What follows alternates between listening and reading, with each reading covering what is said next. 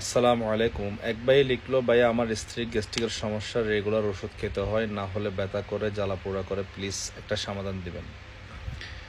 Number one, যারা নিয়মিত গ্যাস্ট্রিকের ওষুধ খায়, শুধু আপনার ওয়াইফ না, বাংলাদেশে নাকি গবেষণায় দেখা গেছে সবচাইতে বিকৃত ওষুধ, মানে সবচাইতে সেল হয়, এটা এক নাম্বার হচ্ছে গ্যাস্ট্রিকের ওষুধ। এই পরিমাণ মানুষ গ্যাস্ট্রিকের ওষুধ খাচ্ছে। এবং সেকেন্ডে হচ্ছে আপনার এখন পেটের সমস্যা দিন দিন হারে বাড়তেছে, লিভারের সমস্যা। দেখেন তাহলে ডাক্তারদের কথা কিভাবে মিলে যাচ্ছে। যারা রেগুলার গ্যাস্ট্রিকের ওষুধ খায় তাদের ক্যান্সার অবধারিত, আজকে না হোক কালকে, কালকে না হোক পরশু, রেডি থাকে।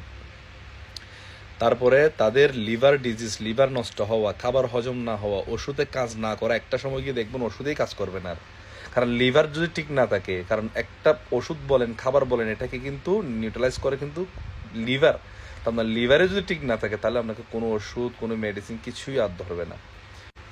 আপনার ওয়াইফকে বলবেন, যদি উনি গ্যাস্ট্রিক থেকে যদি মুক্ত হতে চায় তাহলে ওনাকে সর্বপ্রথম যেটা করতে হবে সেটা হচ্ছে বাসি খাবার থেকে বিরত থাকতে হবে, number one. Number two, soybean oil use করা সম্পূর্ণ বাদ দিতে হবে। সয়াবিন অয়েল তো ভালোই না, আর বাংলাদেশে তো সয়াবিন অয়েল নাইও, খারাপটাও নেই, মানে 14 নম্বরটাই আছে। ঠিক আছে, এটা করে একটা। তারপর অতিরিক্ত মশলা খাওয়া, অতিরিক্ত ভাজা পোড়া খাওয়া, তৈলাক্ত খাবার খাওয়া বাদ দিতে হবে। ন্যাচারাল খাবার খেতে হবে, শাকসবজি বেশি খেতে হবে, মাছ মাংস রান্না করলে হালকা মশলা ইউজ করতে হবে। ঠিক আছে, এবং অ্যাপেল সিডার ভিনেগার সাথে হালকা পিঙ্ক সল্ট আর লেবু একসাথে মিক্স করে সকালে একবার, রাত্রে একবার ওনাকে খেতে হবে। ইনশাল্লাহ আমার ভালো হয়েছে, ওনার কেন ভালো হবে না? আমি কি, আমার বডিটা কি এলিয়েন? এলিয়েন মানে মানে কি আল্লাহ কি অন্য গ্রহ থেকে বানাইছে? অবশ্যই আমি যখন ভালো হয়েছে ইনশাল্লাহ আপনার ওয়াইফও ভালো হবে, আশা করি বুঝতে পারছেন। আসসালামু আলাইকুম। হ্যাঁ, এখানে আরেকটা কথা, সেটা হচ্ছে কি, পেটকে খালি রাখতে বলবেন। কিছুদিন বলবেন যে রোজা রাখতে, রোজা রাখতে না পারলে বলবেন যে ওয়াটার ফাস্টিং করতে।